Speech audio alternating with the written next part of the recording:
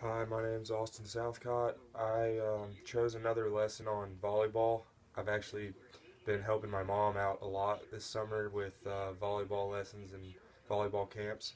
So that's why I've done a lot of my lessons on volleyball skills this summer. The strategy I chose is to think, pair, and share.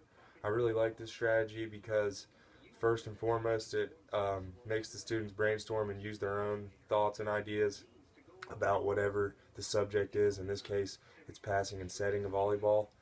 I also like it because you're putting them in groups and it's cooperative learning and they're doing things together. So that's also a huge positive that I like about it. And the sharing part of it is also important because I think a lot of students will learn a lot from their peers. And when they're sharing their thoughts and ideas after they've practiced the skills, I think some students will learn a lot from others, even if it's things that they shouldn't be doing.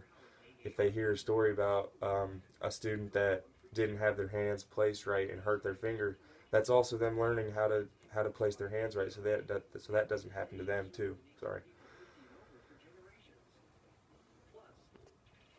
I used another PowerPoint to describe my lesson, and here it is.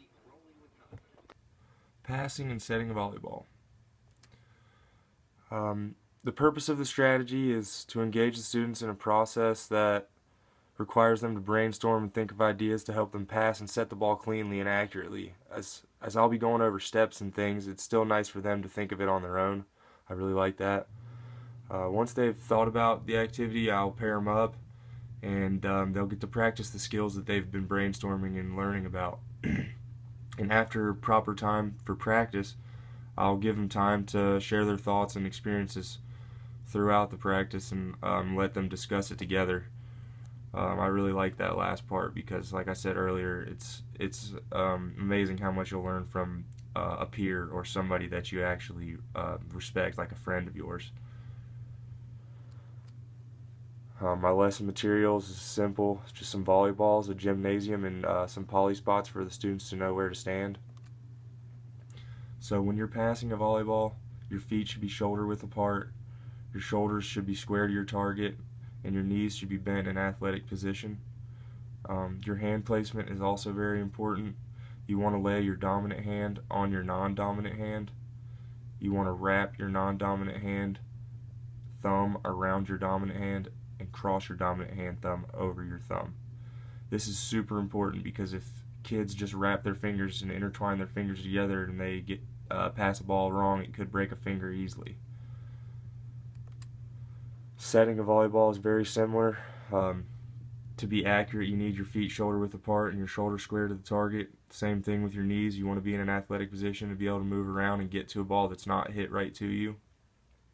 For setting, you want both of your hands over your head, your fingers spread out, and you want to touch your pointer fingers and your thumbs together to make a triangular window with your hands, and that's the window you'll be looking at the ball through. And you want the ball to hit right in that window. So for my activity, I'll go over the steps to setting and passing and have them brainstorm ideas on the different drills and practices that they could use to help themselves.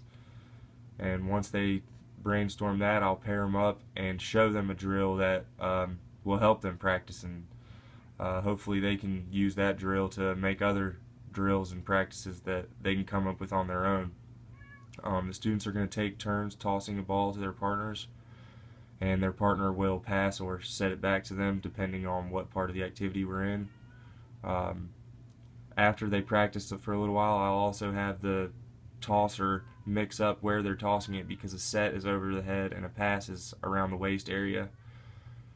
And once that's over, they'll share what they've learned. I'll give them about 10 to 15 minutes and discuss the drill and ways they could change the drill to help them. And really, as long as they're discussing something about passing or setting or the lesson itself, any kind of discussion is welcome. You really want the students to talk about it, even if it's maybe my foot slipped while I was out on the court. Like, at least they're talking about something with the activity and what happened. Here's a little diagram of my drill that I'm using. I'll pass this out so that they can see what's going to be happening. The little line underneath the circles would be the net or the middle of the gym if you don't have a net. The circles represent the students that are going to be tossing the ball, and the arrows are where the ball is going to be tossed, which is to the triangles who are going to be passing or setting depending on the part of the drill. It's a pretty simple drill, but it's an easy way to get all the students involved at once and have them practice passing and setting a lot in one certain time span. Okay, so because my PowerPoint for the hand placement might be a little confusing just reading it, I was going to do a little demonstration. So like I said, you want to put your non-dominant hand and your dominant hand to lay it in your non-dominant hand, and then your non-dominant thumb wraps around your dominant hand, and then you cross your thumb. And this way, if you get hit right here, you're not going to break any fingers. If you're holding your fingers like this and trying to pass it and you get hit, or you get hit, it could hurt your fingers. And for setting, it's also very important to avoid any kind of injuries to your fingers as well. You want your hands apart above your head, and you're going to put your hands like this. This is the window I was talking about. Over here, overhead, you set it up like this and follow through. So that's the hand placement. Like I said, it's very important that the students do that correctly because you want to avoid any kind of injury that may come to them. So that is my lesson using the strategy of think, pair, and share. I hope you enjoyed it. Thank you.